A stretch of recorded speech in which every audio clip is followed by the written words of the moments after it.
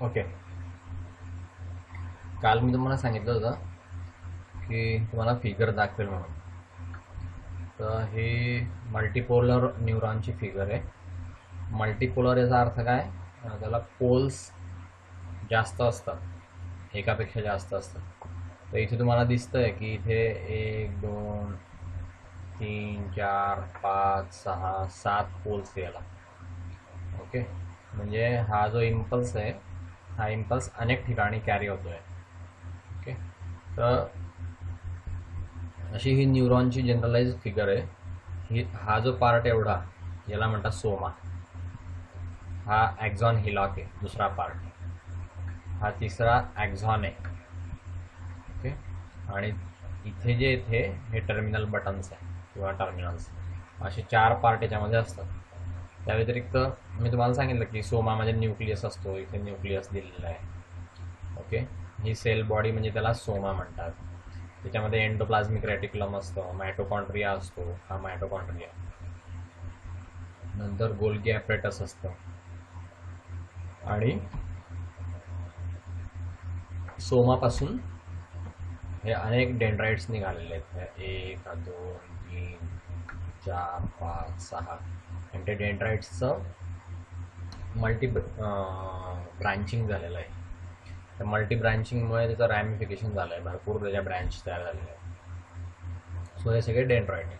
मग ह्या सोमाला ॲक्झॉनशी जोडणारा जो भाग आहे त्याचा नेकचा पोर्शन म्हणजे हा ॲक्झॉन हिलाक आहे आणि हा ॲक्झॉन आहे. हा ॲक्झॉन नॉन मायलिनेटेड आहे. ओके, याच्यावरती मायलिन शीथ नाही आहे. हा जो ॲक्झॉन आहे हा नॉन मायलिनेटेड आहे किंवा नॉन मेडिलेटेड आहे. आणि मग त्या ॲक्झॉनच्या शेवटी टेलोडेंड्रिया आहेत ह्या सगळ्या. आणि मग ह्या टेलोडेंड्रिया या टार्गेट टिश्यूमध्ये गेलेल्या आहे, म्हणजे मसल्समध्ये गेलेल्या दिसत आहे. हे मसल आहे. हा जो भाग दिसतोय हा मसल्सचा भाग आहे किंवा ग्लँडचा भाग असेल. हा मसल्स दिसत आहे, मसल्समध्ये हे गेलेले आहेत. आणि त्याला तो स्टिम्युलस इकडून इकडे असा वाहत, इकडून इकडे कधीच वाहत नाही. वन वे डायरेक्शन असतं फक्त न्यूरॉनमध्ये स्टिम्युलसची. इकडनं ह्या सगळ्या भागातून तो 1,00,000 वेळेस तो स्टिम्युलस येतो याच्यामध्ये, सोमामधून या ॲक्झॉनमधून जाऊन या टार्गेट टिश्यूमध्ये तो स्टिम्युलस जातो. तर सोमाकडून टार्गेट टिश्यूकडे अशा एवढंच याचं डायरेक्शन आहे. ठीक आहे. सो दुसरं, आता हे पहिलं मी तुम्हाला जे स्ट्रक्चर दाखवलं ते नॉन मायलिनेटेड नर्व फायबर होतं. हा मायलिनेटेड नर्व फायबर आहे. कसं काय? तर याच्यामध्ये फरक असा दिसतो तुम्हाला बघा. हा जो ॲक्झॉन आहे या ॲक्झॉनच्या वरती मायलिन शीथ आहे. या मायलिन शीथमुळे हा ॲक्झॉन वेगळा आहे. आणि हे मायलिन शीथ हे 1 2 3 हे मायलिन शीथ आहे. हे मायलिन शीथ असं कंटिन्युअस नसतं, तर असं मध्ये मध्ये मध्ये मध्ये मध्ये मध्ये असतं. आणि याच्यामध्ये जे असतं त्याला नोड्स ऑफ रॅनवीर म्हणतात. हे बघा, नोड्स ऑफ रॅनवीर. आणि हे ॲक्झॉन टर्मिनल्स आहे, बरोबर. या चव्हाण सेल्स आहेत. चव्हाण सेल्सपासून हे शीथ बनलेलं असतं, मायलिन शीथ. फॅटी भाग असतो. तुम्हाला आता पुढे अजून डिटेलमध्ये स्ट्रक्चर येईल. हे सोमा आहे. सोमामध्ये हा न्यूक्लियस आहे. सोमा म्हणजे सेल बॉडी. आणि त्याला हे रॅमिफिकेशन झालेलं आहे. डेंड्राइट्स दाखवलेले बघा. हे डेंड्राइट्स त्याच्या बेसल पार्टशी एकदम जाड असतं आणि पुढे बारीक बारीक बारीक बारीक होत गेलेले असतात. झाडासारखं दिसतंय, ट्री लाईक स्ट्रक्चर दिसतंय. ट्री, हा झाड कसं आहे, ट्री लाईक स्ट्रक्चर दिसतं. So this is a structure of typical neuron. Typical myelinated neuron आहे. ओके, सो असं हे स्ट्रक्चर झालं. ठीक आहे. न आज आपण काय बघणार आहोत, next topic, types of nerve cells. नर्व सेलचे किती किती टाईप्स आहेत. आता हे टाईप्स जे आहेत हे मॉर्फॉलॉजीवरती बेस्ड आहेत. म्हणजे त्यांच्या मॉर्फॉलॉजीच्या अनुषंगाने त्यांचे भाग पाडलेले आहेत. आज परत 11:21 झालेले आहेत रात्रीचे, तेव्हा मी हा व्हिडिओ रेकॉर्ड करायला घेतलेला आहे. त्यामुळे थोडी झोप येते. दुपारी काही झोप नाही, अभ्यास चालू होता. 1-2 वाजता कॉलेजमधूनच आलो, कॉलेजमध्ये गेलो तो सकाळी. ओके. सो हे जे नर्व सेल्स आहेत याची जी मॉर्फॉलॉजी आहे, मॉर्फॉलॉजी म्हणजे काय, स्टडी ऑफ स्ट्रक्चर. स्ट्रक्चर कसं आहे काय आहे याचा स्टडी सगळ्या मॉर्फॉलॉजीमध्ये केला. तर मॉर्फॉलॉजी 2 प्रकारची असते, एक्सटर्नल मॉर्फॉलॉजी आणि इंटरनल मॉर्फॉलॉजी. बाहेरच्या स्ट्रक्चरचा जो अभ्यास असतो त्याला एक्सटर्नल मॉर्फॉलॉजी म्हणतात, आणि आतमधल्या स्ट्रक्चरचा जो स्टडी असतो त्याला इंटरनल मॉर्फॉलॉजी म्हणतात. तर अशी जी ही मॉर्फॉलॉजी आहे नर्व सेलची, त्या मॉर्फॉलॉजीच्या अनुषंगाने हे जे हे त्याचे टाईप्स पडलेले आहेत. त्याच्या आधी आपण नर्वचे जे टाईप्स पाहिले ते त्याच्या फंक्शननुसार पाहिले. सेन्सरी न्यूरॉन, नंतर मोटार न्यूरॉन, नंतर असोसिएशन न्यूरॉन, हे जे त्याचे टाईप्स पाहिले आपण, हे त्याच्या फंक्शननुसार केलेले आहेत टाईप्स आहेत. आणि आता हे जे टाईप्स पाहणार आहोत आपण हे त्याच्या मॉर्फॉलॉजीवरती अनुषंगाने असलेले, मॉर्फॉलॉजीच्या अनुषंगाने असलेले हे टाईप्स आहेत. ओके. तर पहिला टाईप कोणता आहे, अपोलर न्यूरॉन्स. अपोलर न्यूरॉन्स म्हणजे त्याला पोल नसतो, पोलच नसतो म्हणून अपोलर. ओके. याच्यामध्ये डेफिनाईट असे डेंड्रॉन किंवा ॲक्झॉन नसतात अपोलर न्यूरॉनमध्ये, बरोबर. सेल प्रोसेसेस ज्या आहेत ह्या ॲबसेंट असतात. सेल प्रोसेस नसतेच याच्या, सेलला बाहेरच्या बाजूला अशी प्रोसेस नसतेच. ओके. आणि जर समजा असल्या तर त्याचे ब्रांचिंग झालेलं नसतं, रॅमिफिकेशन झालेलं नसतं, फक्त एकच प्रोसेस, एक एक एक एक एक प्रोसेस सगळ्या बाजूने निघालेल्या असतात फक्त, बस. ओके. त्याचा ॲक्झॉन आणि डेंड्रॉन असं याच्यामध्ये भाग पडलेला नसतो त्या प्रोसेसेसच्या. अपोलर न्यूरॉनमध्ये सेलपासून ज्या प्रोसेस निघालेल्या असतात त्याच्यामध्ये ॲक्झॉन आणि डेंड्रॉन असे भाग पडलेले नसतात. त्यात सिंगल छोट्या छोट्या प्रोसेसेस फक्त असतात. त्याच्यामधून नर्व इम्पल्स जो आहे तो सगळ्या बाजूला, सगळ्या डायरेक्शनमध्ये रेडिएट होतो. म्हणजे त्या एका सेलपासून सगळ्या दिशेने नर्व इम्पल्स पास होतो. ओके. तर अशा प्रकारचे हे अपोलर न्यूरॉन कशामध्ये दिसतात, कोणामध्ये दिसतात, ते हायड्रामध्ये दिसतात. आणि रेटिना जे आहे, रेटिना म्हणजे डोळ्याच्या मागचं एक लेयर असते, त्या लेयरला रेटिना म्हणतात. त्या रेटिनावरती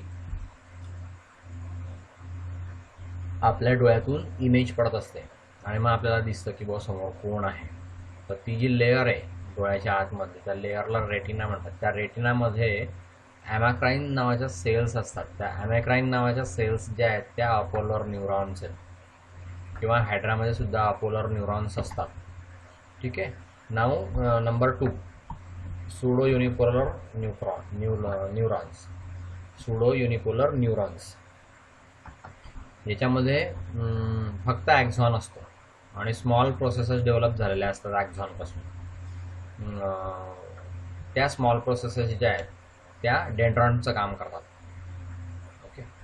तर सुडो युनिपोलर आहे, याला एकदम युनिपोलर नाही म्हणता येणार, सुडो युनिपोलर आहे, कारण त्याच्यापासून बऱ्याचशा ब्रांचेस, स्मॉल प्रोसेसेस निघाल्या असतात आणि डेंड्रॉनचं काम त्या करतात. स्पायनल कॉर्डमध्ये म्हणजे पाठीच्या कण्यामध्ये डॉर्सल रूट जो असतो, डॉर्सल रूट गँग्लिया, तो ह्या सुडो युनिपोलर न्यूरॉन्सचा असतो. ह्याचं एक्झाम्पल आहे. सुडो युनिपोलर न्यूरॉन्स कुठे सापडतात तर dorsal root ganglia of spinal cord. नाव युनिपोलर न्यूरॉन्स.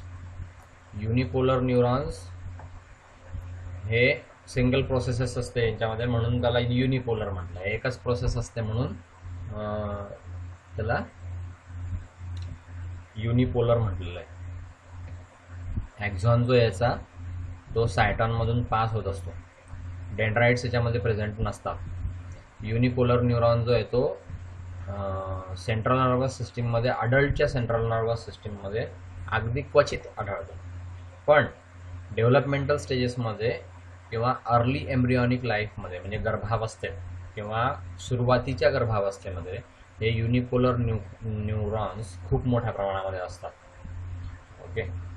अडल्टमध्ये मात्र हे युनिपोलर न्यूरॉन्स जे आहेत ते व्हॅनिश होऊन गेलेले असतात किंवा डिसइंटिग्रेट झालेले असतात. फक्त ते गर्भावस्थेमध्येच आढळतात, अर्ली एम्ब्रियॉनिक लाईफमध्ये. आणि हे जे आहेत हे मेसेनसेफॅलिक न्यूक्लियस जो आहे 5व्या क्रॅनियल नर्व याच्यामध्ये मात्र कायमस्वरूपी दिसतात. काय युनिपोलर न्यूरॉन्स हे कायमस्वरूपी तुम्हाला मेसेनसेफॅलिक न्यूक्लियसमध्ये दिसतात. 5व्या क्रॅनियल नर्वच्या मेसेनसेफॅलिक न्यूक्लियसमध्ये हे कायमस्वरूपी आपल्याला दिसू शकतात. So these are unipolar neurons. Apolar neuron, pseudo unipolar neuron आणि युनिपोलर न्यूरॉन असे 3 पार्ट आपण बघितले. पुढे आहे बायपोलर न्यूरॉन्स. ओके, बायपोलर म्हणजे आता काय, ज्याला 2 पोल असतात. पहिलं पाहिलं त्याला पोलच नव्हते, दुसरे पाहिले सुडो सिंगल पोल होता, तिसरं पाहिलं 1 पोल होता, युनिपोलर म्हणजे 1 पोल होता. आता चौथं पाहतोय आपण बायपोलर न्यूरॉन्स म्हणजे 2 पोल असलेले न्यूरॉन्स. सिंगल डेंड्राइट असतो याच्यामध्ये आणि सिंगल ॲक्झॉन असतो. अपोजिट एंडपासून निघालेला असतो. हा सेलच्या अपोजिट एंडपासून ॲक्झॉन निघालेला असतो. असे जे न्यूरॉन्स आहेत हे आयच्या रेटिनामध्ये दिसतात. नंतर ऑल्फॅक्टरी इपिथेलियममध्ये दिसतात आणि गँग्लिया ऑफ 8व्या क्रॅनियल नर्व्समध्ये, 8व्या क्रॅनियल नर्वच्या गँग्लियांमध्ये बायपोलर न्यूरॉन्स हे दिसतात. रेटिनामध्ये पण दिसतात, डोळ्याच्या रेटिनामध्ये. ओके, आणि ऑल्फॅक्टरी इपिथेलियम हे नाकामध्ये असतं. ऑल्फॅक्टरीचा संबंध स्मेलशी आहे, तर ऑल्फॅक्टरी इपिथेलियममध्ये सुद्धा बायपोलर न्यूरॉन असतात. नाव मल्टीपोलर न्यूरॉन्स. मल्टीपोलर न्यूरॉन्स हे मॅमल्समध्ये कॉमनली सापडतात. मल्टीपोलर न्यूरॉन्स, मॅमल्स म्हणजे सस्तन प्राणी. सस्तन प्राणी म्हणजे ज्यांना ब्रेस्ट असतात ते, किंवा ज्यांना असा बाहेरचा कान असतो ते सस्तन प्राणी असतात. मग उंदीर पहा तुम्ही, उंदराला कान असतो असा, तर त्याला आपण मॅमल्स म्हणतो. वटवाघूळ असतो, वटवाघूळ त्याला पण असा कान असतो बाहेरच्या बाजूला, तर तो वटवाघूळ पक्षी नाही आहे, वटवाघूळ मॅमल आहे. ओके, नंतर गाई म्हशींना, वाघ, सिंह, लांडगे यांना पण असा कान असतात, बाहेरच्या बाजूला कान असतो असा. तो कान दिसतो आपण वाघाचा, सिंहाचा, शेळीचा, लांडग्याचा, नंतर जिराफचा, सिंहाचा. ते कान असे ज्यांना बाहेरचे कान आहेत ते सगळे मॅमल्स आहेत, म्हणजे सस्तन प्राणी. ओके, तर या सस्तन प्राण्यांमध्ये असे मल्टीपोलर न्यूरॉन असतात, ज्यामध्ये 1 ॲक्झॉन असतो आणि 2 किंवा जास्त डेंड्राइट्स असतात. सायटॉन जो यांचा पियर शेप असतो. काही मल्टीपोलर न्यूरॉनमध्ये सायटॉन जो आहे तो पियर शेपड असतो. हे सेरेबेलममध्ये दिसतं. सेरेबेलम हा आपल्या डोक्यातल्या ब्रेनचा पार्ट आहे. ब्रेनच्या एका पार्टचं नाव आहे सेरेबेलम. तर ब्रेनमध्ये, सेरेबेलममध्ये सायटॉन पियर शेप्ड असतो. मल्टीपोलर न्यूरॉनचा सायटॉन पियर शेप्ड असतो. ओके, नंतर काही मल्टीपोलर न्यूरॉनमध्ये सायटॉन जो आहे तो स्टॅलाइट किंवा पिरॅमिडल असतो. ओके, तो कशामध्ये असतो, तर स्पायनल कॉर्डमध्ये असतो, पाठीच्या कण्यामध्ये, आणि सेरेब्रममध्ये असतो. सेरेब्रम हे सुद्धा ब्रेनचा पार्ट आहे. तर सेरेबेलममध्ये मल्टीपोलर न्यूरॉन पियर शेप्ड असतात आणि सेरेब्रममध्ये मल्टीपोलर न्यूरॉनचा सायटॉन जो आहे तो स्टॅलेट किंवा पिरॅमिडल असतो. आलं लक्षात? सो अशा रीतीने मल्टीपोलर न्यूरॉनचे हे पियर शेप्ड सोमावाला एक आणि स्टॅलेट किंवा पिरॅमिडल शेपवाला सोमा जो आहे तो दुसरा, असे 2 उपविभाग पडू शकतो. तुम्ही असं समजून घ्या. ठीक आहे. So these are called as multipolar neuron. हे फक्त मॅमल्समध्ये आढळतात, तुम्हाला मी सांगितलं. आणि याच्यामध्ये 1 ॲक्झॉन असतो आणि 2 किंवा जास्त डेंड्राइट्स असतात. नेक्स्ट, आता न्यूरॉनचे टाईप्स आपण बघितले. तर न्यूरॉनचे टाईप्स आपण जे बघितले त्याच्या पुढचा टॉपिक आहे हा मेड्युलेटेड आणि नॉन मेड्युलेटेड नर्व फायबर्स. म्हणजे नर्व फायबरचे टाईप्स आहे. एक टाईप झाला मेड्युलेटेड आणि दुसरा टाईप जो आहे तो नॉन मेड्युलेटेड नर्व. आता ह्या दोघांमध्ये काय फरक असतो ते आपण बघूया. ॲक्झॉन जो असतो नर्व फायबरमध्ये, तर बऱ्याचशा ॲक्झॉनमध्ये वरच्या बाजूला शीथ तयार होतं. त्या शीथला कव्हरिंग असं पण म्हणतात. भरपूर ॲक्झॉनमध्ये ते शीथ तयार होतं. तर असं जे शीथ तयार असतं ह्या नर्व फायबरमध्ये, असं शीथ असलेले नर्व फायबर आणि शीथ नसलेले नर्व फायबर असे दोन प्रकार मग त्या वरून पडतात. काही ॲक्झॉन जे ते शीथ ॲक्वायर करतात, काही ॲक्झॉन शीथ ॲक्वायर करत नाही.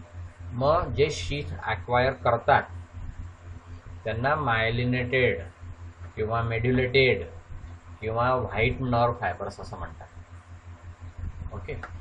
आणि जे दुसऱ्या प्रकारचे असतात त्या दुसऱ्या प्रकारच्या नॉन मायलिनेटेड किंवा नॉन मेड्युलेटेड किंवा ग्रे फायबर म्हणतात. मायलिनेटेड नर्व फायबर जे आहेत ते व्हाईट दिसतात आणि नॉन मायलिनेटेड नर्व फायबर जे ते ग्रे दिसतात, म्हणून त्यांना ते ग्रे फायबर किंवा व्हाईट फायबर असं पण नाव दिलेलं आहे.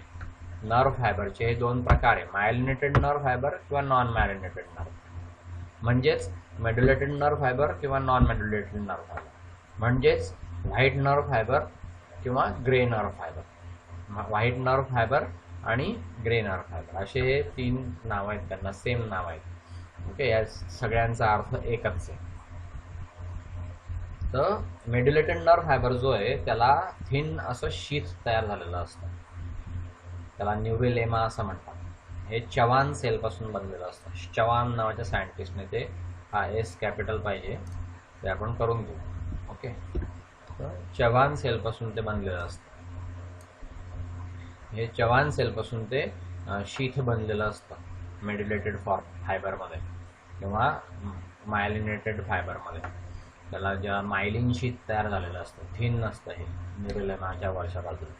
ठीक आहे. हे न्यूरोलेमा जी आहे ती सेंट्रल नर्वस सिस्टीमच्या फायबर्समध्ये ॲब्सेंट असते आणि मेड्युलेटेड ॲक्झॉन्स जो आहे त्याच्या वरच्या बाजूला थिक कव्हर असतो, ग्लिसनिंग म्हणजे एकदम पांढऱ्या शुभ्र कलरचं असं ग्लिसनिंग व्हाईट फॅटी मटेरियलपासून तयार झालेलं असतं ते. आणि फॅटी मटेरियल म्हणजे काय, स्निग्ध पदार्थ फॅटी मटेरियलपासून तयार झालेलं असतं, त्याला मायलिन असं म्हणतात किंवा शीथ असं म्हणतात, शीथ मेड्युला असं म्हणतात. हे ॲक्झॉनच्या मध्ये तयार झालेलं असतं, ॲक्झॉन आणि न्यूरोलेमाच्या मध्ये जवान सेलपासून ते तयार झालेलं असतं. Okay. So that is medullated axons. ज्यांना मेड्युला असतो ते मेड्युलेटेड ॲक्झॉन्स. ठीक आहे. नाव नेक्स्ट. आता जे आपण न्यूरोलेमा बघितले तर काही ॲक्झॉनमध्ये असं काही न्यूरोलेमा म्हणजे असा काही फायबर किंवा शीथ नसतं, ते कंटिन्युअस असतं एकदम, मध्ये शीथ त्या कुठेही दिसणार नाही, एकदम कंटिन्युअस असतं. मायलिन शीथ जे ते मध्ये मध्ये इंटरप्टेड असतं आणि त्याच्यामध्ये रेग्युलर इंटरव्हल्स असतात. न्यूरोलेमामध्ये म्हणजे स्मूथ मसल फायबरमध्ये जसं कंटिन्युअस असं शीथ असतं तसं मायलिनेटेड नर्व फायबरमध्ये कंटिन्युअस शीथ नसतं, हे मध्ये मध्ये इंटरप्टेड झालेलं असतं. तर इंटरप्टेड कसं झालं असतं हे मध्ये मध्ये, तर त्याच्यामध्ये नोड्स ऑफ रनवियर्स तयार झालेले असतात. DES पाहिजे, चुकीचं स्पेलिंग दिलं typist. Okay. So nodes of Ranvier's असतात मध्ये आणि त्या नोड्स ऑफ रनवियर्सच्या आजूबाजूला हे मायलिन शीथ असतं, फॅटी पासून बनलेलं, फॅट्सपासून बनलेलं. ओके. कंटिन्युअस नसतं ते, मध्ये मध्ये इंटरप्शन झालेलं असतं, रेग्युलर इंटरव्हल्सला मध्ये मध्ये इंटरप्शन झालेलं असतं आणि सर्क्युलर कॉन्स्ट्रिक्शन्स असतात त्याच्यामध्ये, ते नोड्स ऑफ रॅनवियर्स म्हणून आपल्याला. नोड्सच्या आतमध्ये जे सेक्शन्स असतात त्याला इंटरनोड्स असं म्हणतात. ओके. ते इंटरनोड्स म्हणजे मायलिन शीथ. सिंगल चवान सेल जी आहे न्यूरोलेमाची त्याच्यापासून हे इंटरनोड्स तयार होतात आणि मायलिन शीथ जे आहे ते अल्टरनेटिंग कॉन्सन्ट्रिक लेयर्सने लिपिड किंवा प्रोटीनच्या मटेरियलने या तयार झालेल्या असतात. कॉन्सन्ट्रिक म्हणजे ज्यांचं सेंटर एकच आहे असं कॉन्सन्ट्रिक, त्याच्यापासून ते लिपिड आणि प्रोटीनच्या कॉन्सेंट्रिक लेयर्स पासून ते मायलिन शेथ जे आहे ते तयार झालेलं असतं. ते अल्टरनेटिंग असतात, लिपिड मग प्रोटीन, मग लिपिड मग प्रोटीन, मग लिपिड मग प्रोटीन, असं एका पाठोपाठ एक असतं, एका नंतर दुसरं, दुसऱ्यानंतर पहिलं, असं. तर अल्टरनेटिंग कॉन्सेंट्रिक लेयर्स असतात त्या लिपिड आणि प्रोटीन्सच्या, त्याच्यापासून ते मायलिन शीथ तयार झालेलं असतं. आणि ज्याला मायलिन शीथ असतं ते मायलिनेटेड नर्व फायबर्स असतात. याच्यामुळे काय होतं, मायलिनेटेड नर्व फायबरमुळे काय होतं, स्पीडी पॅसेज मिळतो. नर्वचा जो इम्पल्स पास होत असतो न्यूरॉनमधून, तो नर्वचा इम्पल्स पास व्हायला स्पीडी पॅसेज मिळतो. आणि तो एका नोड्स ऑफ रनवियरवरून दुसऱ्या नोड्स ऑफ रनवियरवर, मग दुसऱ्यापासून तिसऱ्या नोड्स ऑफ रनवियरवर, असं जम्प करत करत तो इम्पल्स जातो. किंवा ते जे ॲक्शन पोटेन्शियल आहे ते ॲक्शन पोटेन्शियल जम्प होतं एका नोड्स ऑफ रनवियरपासून दुसऱ्या नोड्स ऑफ रनवियरपर्यंत, असं ते जम्प होतं. आणि जम्प होत होत होत ते एकदम फास्ट जातं. नॉन मायलिनेटेड नर्व फायबरपेक्षा मायलिनेटेड नर्व फायबरमध्ये इम्पल्स जो आहे तो फास्ट जातो. आणि त्या इम्पल्सचं जे पोटेन्शियल आहे ते पोटेन्शियल लूज नाही होत, ते पोटेन्शियल तसं राहतं. ओके, कारण त्याच्या आतमध्ये इन्सुलेटिंग मटेरियल असतं आणि ॲक्झॉनला न्यूट्रिशन पण पुरवण्याचं काम ते करत असतं, मायलिन शीथ. आणि त्या इन्सुलेटिंग मटेरियलवरून मात्र तो मग इलेक्ट्रिक पोटेन्शियल जाऊ नाही शकत. मग ते नोड्स ऑफ रनवियर्सवरती जम्प करत करत करत जात असतं. ठीक आहे, त्यामुळे त्या इम्पल्सचा स्पीड जो आहे तो वाढतो. नंतर इम्पल्स हे सेल बॉडीपासून नॉन मेड्युलेटेड फायबर्समध्ये मायलिन शीथ नसल्यामुळे ते सेल बॉडीपासून डायरेक्ट जातात इम्पल्स. ओके, त्याला मायलिन शीथ नसतं आणि न्यूरिलेमा डायरेक्टली ॲक्झॉनला सराउंड झालेला असतो.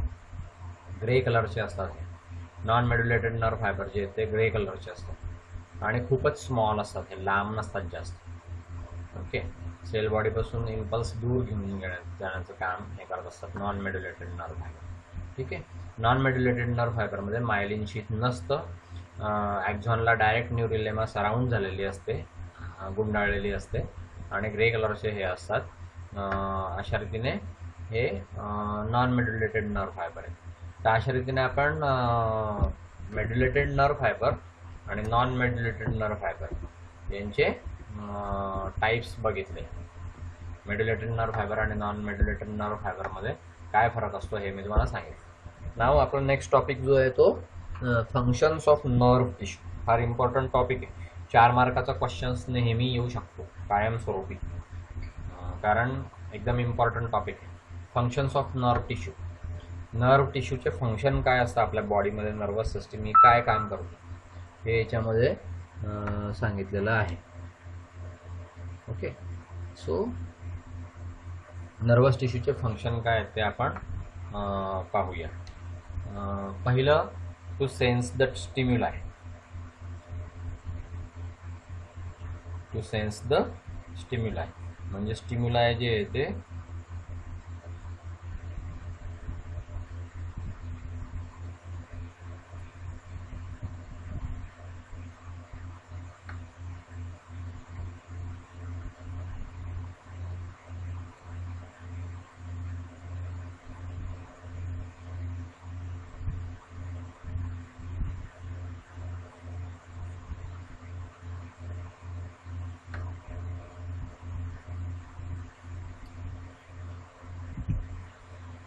नर्व टिश्यूचे फंक्शन. पहिलं फंक्शन, महत्त्वाचं फंक्शन म्हणजे स्टिम्युलायचा सेन्स जो आहे तो आपल्याला नर्व टिश्यूमुळे होत असतो.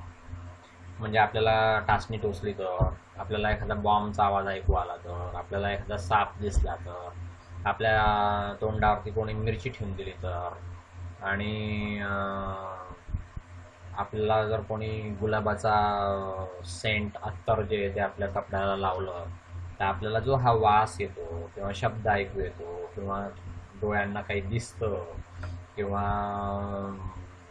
स्किनला काही टच होतो आणि जिभेला काहीतरी चव जाणवते, हे जे सगळं जाणवतं आपल्याला, ही जाणीव जी आहे ही या सेन्स ऑर्गनपासून होत असते. आणि ह्या सेन्स ऑर्गनपासून ती जाणीव जी आहे ती नर्व्हस सिस्टीममुळे, ब्रेनमुळे, स्पायनल कॉर्डमुळे आपल्याला होत असते.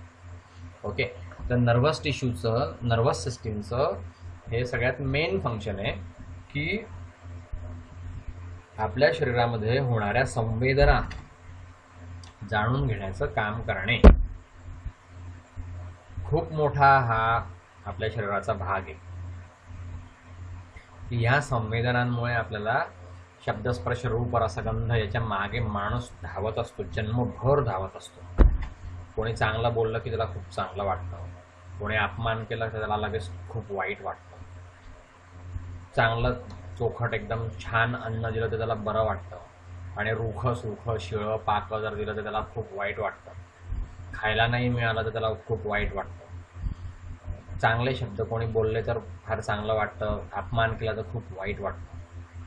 त्याच्यासमोर जर त्याला चांगले कपडे लत्ते नसले आणि फाटके तुटके कपडे लत्ते असले, त्याला राहायला चांगलं घर नसलं, त्याचं रूप एकदम कुरूप जर असलं तर त्याला खूप वाईट वाटतं, आणि तो जर रूपवान असलं तर त्याला खूप चांगलं वाटतं. हे सगळं वाटणं जे ह्या सेन्स ऑर्गन्समुळे चालू असतं. सेन्स ऑर्गनपासून माणूस जितकं दूर होईल तितकं त्या माणसाची उन्नती खूप मोठ्या प्रमाणामध्ये होईल.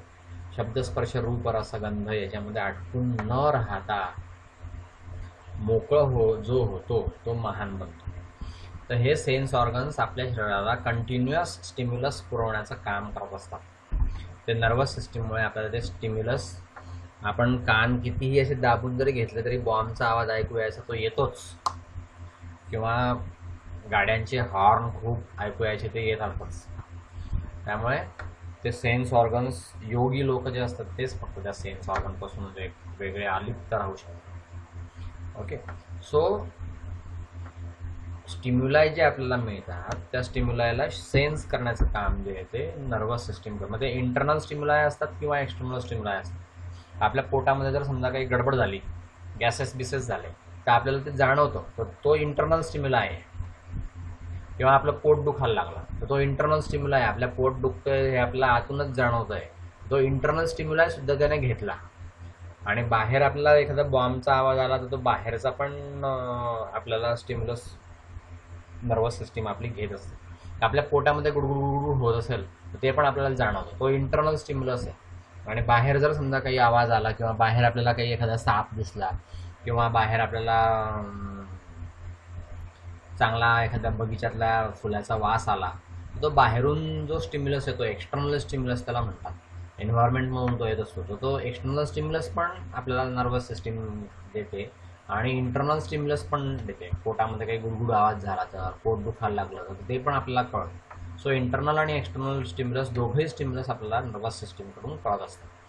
दुसरं फंक्शन आहे, त्या स्टिम्युलस नुसतं ते रिसीव्ह करते नर्वस सिस्टीम असं नाही, त्या स्टिम्युलसचं ॲनालिसिस पण करते, की हा आवाज आहे तर हा आवाज कोणाचा आहे. आपल्याला पहिल्यांदा माहिती असतं की असा आवाज जो आहे तो बॉम्बचा असतो, असा आवाज जो आहे तो ट्रकचा आवाज असतो, असा आवाज जो आहे तो कारचा आवाज असतो, हे आपल्याला पहिल्यांदा माहिती असतं. मग एखादा आवाज आला तर मग आपली नर्वस सिस्टीम जी आहे ती कम्पेअर करून पाहते की हा असा आवाज आहे का, नाही असा नाही आहे, हा त्या ट्रक असा आवाज नाही आहे, हा दुसराच आवाज आहे. मग असा आवाज आहे का, हा असा आवाज आहे. मग हा आवाज कोणाचा आहे, आपण आधी ऐकला होता कारचा आहे, मग तो म्हणतो हा कारचा आवाज.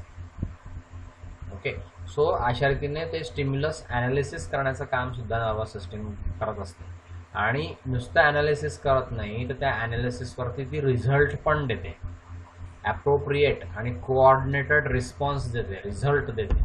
आणि त्या रिझल्ट व्हेरियस ऑर्गन्सला तो रिझल्ट जातो. आपण एखादा मुलगा समोर पाहतो, आपण आधी मुलं बघितलेले असतात. सुरुवातीला आपल्याला मुलांना आपण बघितलेलं असतं की बुवा हा जगन आहे, हा मोहन आहे, हा शेखर आहे, आणि हा निलेश आहे. मग नंतर आपल्याला एखादा मुलगा दिसला तर मग आपण कम्पेअर करून पाहतो की हा मोहन सारखा आहे का, नाही हा मोहन सारखा नाही. मग हा जगन सारखा आहे का, नाही जगन सारखा नाही. हा निलेश सारखा आहे का, हा निलेश आपण असा पाहिला होता आधी, असा जो आहे तो निलेश होता, मग हा अगदी तसाच दिसतोय, म्हणजे हा निलेश आहे. तर मग आपण त्याला म्हणतो हाय निलेश, कसं काय आज, कसं काय आला, आज कसं काय माझी आठवण झाली, बरं झालं तू भेटला मला, कधी आला गावाहून, असं आपण त्या निलेशला बोलतो. ते निलेश आपण ओळखतो, तर ते आपण त्याच्याशी बोलतो. तर ते बोलतो म्हणजे त्या नर्वस सिस्टीमकडून आपल्याला रिप्लाय पण मिळतो आणि त्या रिप्लायनुसार आपण बोलतो की बुवा निलेश बरं झालं तू आला. हे आपण तो दिलेला रिझल्ट आहे. नर्वस सिस्टीम फक्त स्टिम्युलाय घेत नाही, तर स्टिम्युलाय घेते, त्याचं ॲनालिसिस करते आणि त्या ॲनालिसिसच्या अनुषंगाने त्याला कोऑर्डिनेटेड असा रिस्पॉन्स जे ते नर्वस सिस्टीम देते आणि व्हेरियस ऑर्गन्स त्या रिस्पॉन्सनुसार मग काम करतात. समोर जर आपल्याला कोणी ताट वाढलं तर मग आपण लगेच जेवायला सुरुवात करतो. हा कोऑर्डिनेटेड रिस्पॉन्स झाला. ओके, आपल्याला समोर जर कोणी ताट वाढून आणून ठेवलं तर आपण बाहेर जात नाही. असं जर आपण बाहेर गेलो तर घरामध्ये आपल्याला आई लगेच रागवली की कारण मी तुला जेवायचं ताट वाढलं बाहेर काय चालला. जेवायचं ताट समोर वाढून दिलेलं आहे आणि आपण जर बाहेर जायला लागलो तर हा कोऑर्डिनेटेड रिस्पॉन्स नाही आहे. हा कोऑर्डिनेटेड रिस्पॉन्स नाही आहे. तर मग कोऑर्डिनेटेड रिस्पॉन्स काय आहे, देवाचं ताट वाढलं आहे तर जेवण करा. हा कोऑर्डिनेटेड रिस्पॉन्स. तर असा कोऑर्डिनेटेड रिस्पॉन्स जे आहे ते नर्वस सिस्टीम देत असते. That is a best function of nervous system. Okay, sensory neurons काय करत असतात, आपल्या सेन्सरी ऑर्गन्सपासून जे हे तुम्हाला मी आधी सांगितलं आहे त्यामुळे थोडक्यात सांगतो. सेन्सरी ऑर्गन्सपासून जो स्टिम्युलाय आलेला असतो तो ब्रेन आणि स्पायनल कॉर्डना पुरवण्याचं काम जे आहे हे सेन्सरी न्यूरॉन्स करत असतात. ओके, तो ते सेन्स करतात म्हणजे साऊंड सेन्स करतं कान, लाईट सेन्स करतं डोळे, नंतर स्मेल सेन्स करतं नाक, नंतर टेस्ट सेन्स करते जीभ आणि टच सेन्स करते स्किन. तर त्या सेन्स ऑर्गनकडून ब्रेन आणि स्पायनल कॉर्डकडे जाणारे जे रिस्पॉन्स असतात ते ज्या न्यूरॉन्समधून जातात त्या न्यूरॉन्सला म्हणतात सेन्सरी न्यूरॉन्स. आणि इंटरन्यूरॉन्स आणि कनेक्टर न्यूरॉन्स जे आहेत ते कनेक्शन कोणाला देतात, ॲफ्रंट आणि इफ्रंट न्यूरॉन्सला.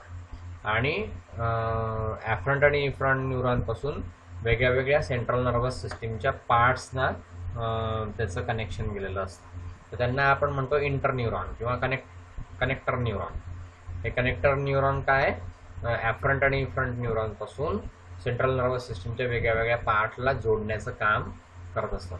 तर असं हे चौथं फंक्शन आहे नर्वस टिश्यूचं. ओके, नेक्स्ट फंक्शन काय आहे, इफ्रंट किंवा सोमॅटिक मोटार न्यूरॉन्स जे हे मोटार न्यूरॉन्स मी तुम्हाला आधी सांगितलं आहे काय करतात, सेंट्रल नर्वस सिस्टीमपासून तर मसल्स म्हणजे इफेक्टर ऑर्गन, ओके, त्याला ते स्टिम्युलाय पोहोचवण्याचं काम करतात. मोटार न्यूरॉन्स हे सेंट्रल नर्वस सिस्टीमपासून तर इफेक्टर ऑर्गन म्हणजे मसल्सला इम्पल्स पोहोचवण्याचं काम करतात. आणि मग मसल्सला इम्पल्स मिळाला की मग तो रिॲक्ट करतो आणि त्याच्यामध्ये त्या स्टिम्युलसच्या नुसार त्या मसल्सची ॲक्टिव्हिटी होते. ओके, अशा रीतीने हे नेक्स्ट फंक्शन आहे आपल्या नर्वस सिस्टीमचं.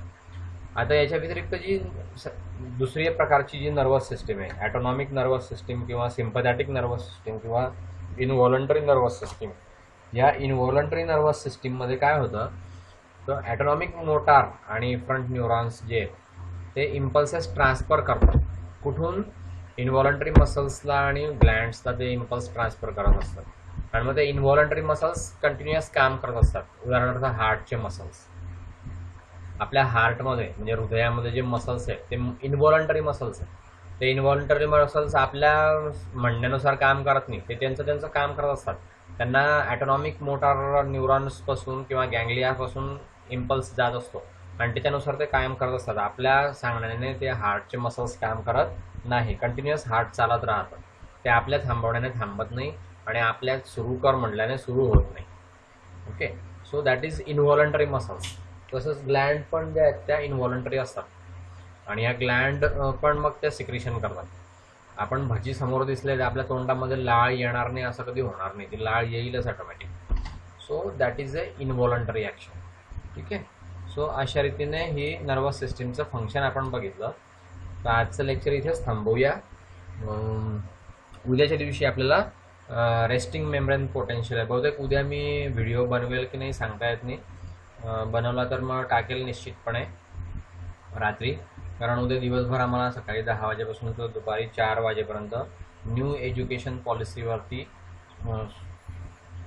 ती पॉलिसी ज्यांनी तयार केलेली आहे ते ह्युमन रिसोर्स डेव्हलपमेंटचे सेंट्रल गव्हर्नमेंटचे सेक्रेटरी भाषण करणार आहे उद्या.